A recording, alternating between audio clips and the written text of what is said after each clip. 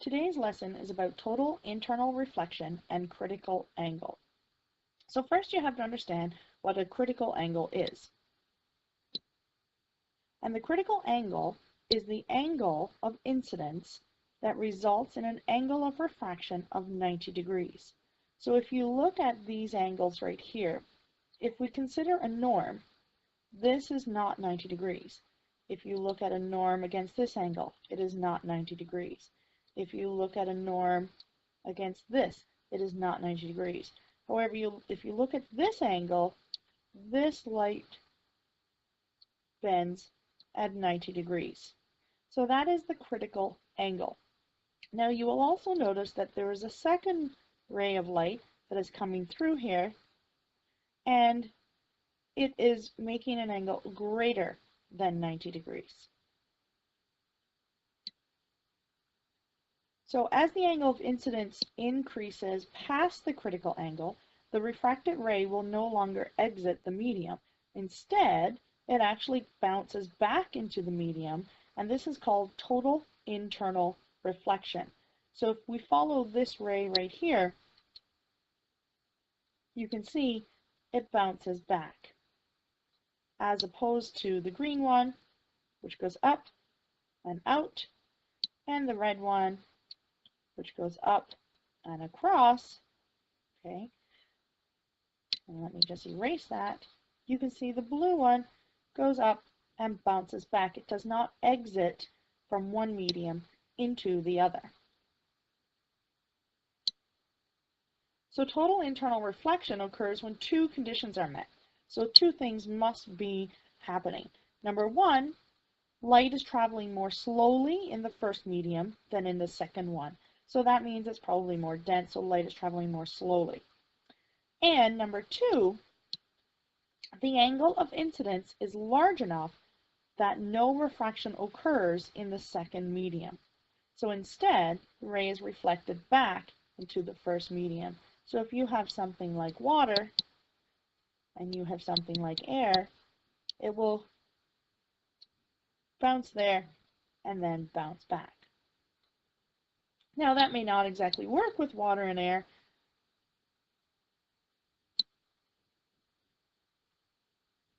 The reason why we have to know about this, because I know some of you question, why is this important? Why do we have to know this?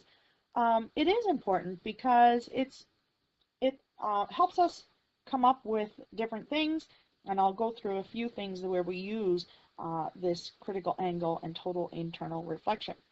And one of the first places, or more common places, it has to do with diamonds. And it's the sparkling that actually makes them attractive. Okay, so depending on what cut of diamond you have, makes it sparkle more. And the general rule is the cut of the faces combined with the high index of refraction results in that total internal reflection of light, and you get a lot more sparkle from your diamond. And this is kind of how it works, and you don't really have to understand exactly how this works, but basically a high index of refraction for a diamond means you have small critical angles. So you have a ray of light that can bounce around several times before exiting the diamond, and you get a lot of effect. So for example, if you have a diamond that is cut too shallow, light will come in, bounce, bounce, and come out, come in, get deflected, bounce out in different a random area, like this one is going this way, that one's going that way. If you have a diamond that's cut too deep, all of the light, once it bends, is going to go off in these directions, and you're not going to have any diamond.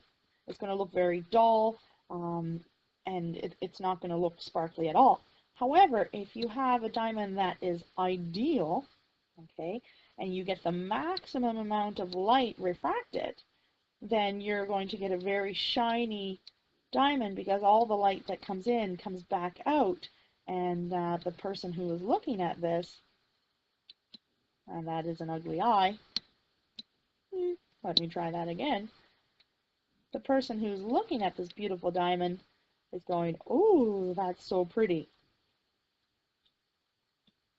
Now, realistically, that's not going to save the world or anything like that. But there are places that this is important as well. Fiber optics, for example, is another example where we use this critical angle and this total internal reflection. And we use fiber optics for your phone cables, we use it for computers, for TV, endoscopes for colonoscopies, which is a medical, we talked about that in the biology unit. And basically it transmits light along a glass cable. And you can see here the vet is using it and is looking down a cat's stomach and to see what's wrong and hopefully be able to help the cat out. And of course we do this with humans as well. So basically what happens is you send a light through a cable, and just this total bouncing back and forth is what helps move the light through the cable. So the light must not escape as it travels along the cable. So it must have a small critical angle, so the light entering will have an angle of incidence greater than the critical angle. And high purity glass and some plastics have this, and we can use that for the fiber optics, and that's exactly what it is. It's fiber optics using glass and plastics to transmit light.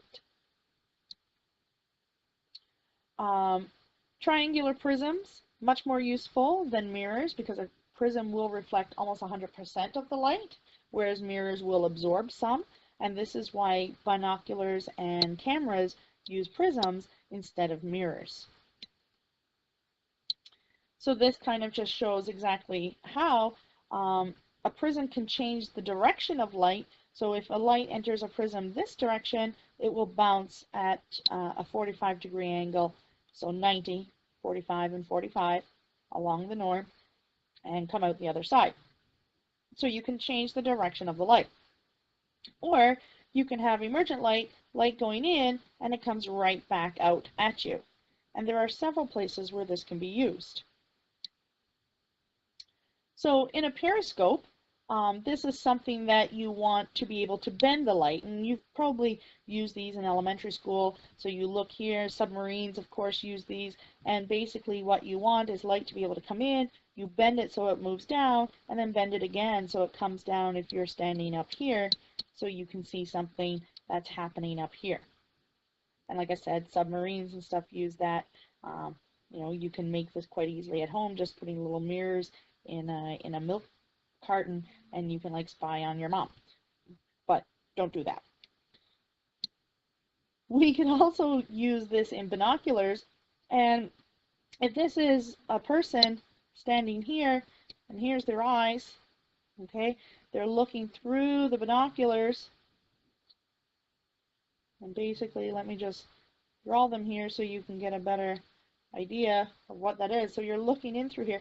Light is coming in through each side, comes up, bends, bends, and into your eyeball, comes in, bends, bends, and comes into your eyeball. So you can get that vision. Now, there's also times when we don't just want to make light bend from one direction to another direction to another direction. We actually want it to go in and come back out. And a lot of retroreflectors use this idea. So for example, anything that shines, a lot of the visibility vests and stuff like that, that's the whole idea. Whatever light is going in to these vests, if you have the vest, the light comes in, and they have these little, it's actually like sandpaper, it's these little bulbs that light go in, bends the light, and then the light comes back out, and this is why they reflect the light, and we can use that of course on the poles on the highway, so we can see the sides of the road and lots of different things like that. We have already looked at apparent depth, and this is the depth an object appears to be at due to the refraction of light, and it is an optical illusion, and so this is nothing new here. So the apparent position would be here, okay, but its actual position is here, and this is why it's really hard to pick something up in water because your vision is skewed. And that, again, we've talked about this with the air and the water and it changing direction as it leaves one medium to the other. That also helps to explain things like this.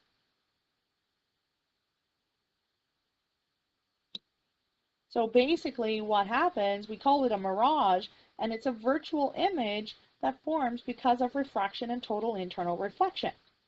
So I'll just go back again, and it looks like this car is floating on top of, like there's nothing there. So what happens is, if this is your car, right here, light rays are coming into your eye, but then as it goes actually from the cool air to the hot air of the pavement, it changes direction. And what ends up happening is you think that you're looking at it from here, and this gives you that mirage, this image of the car not being exactly where it is. And again, you don't exactly have to understand how this works, but these are just some phenomena that's really cool, and you know, gives you an idea of why we need to look at this, and it helps explain some things. Water droplets, another one, they act as prisms, and that's how you get a rainbow. So light enters the droplet, it gets refracted, and then partial internal reflection hits the back of the rainbow, and then the refraction as the light exits the rainbow gives us that spectrum.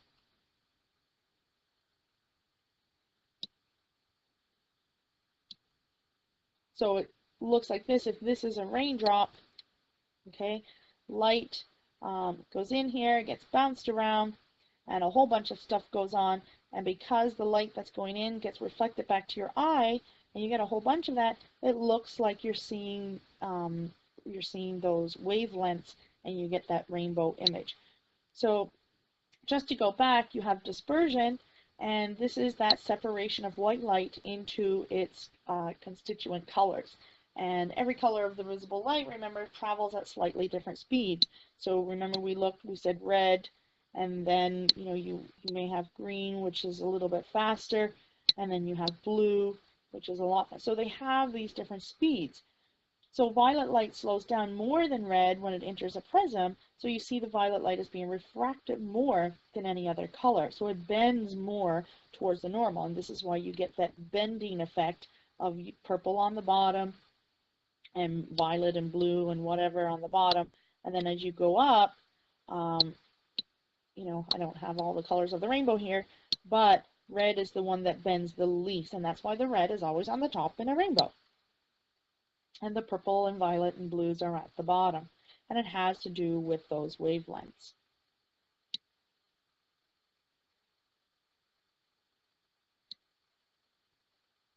So there are some questions that you can work on. They're not mandatory or anything. There are some questions in the textbook, and just for fun, can you see what I see?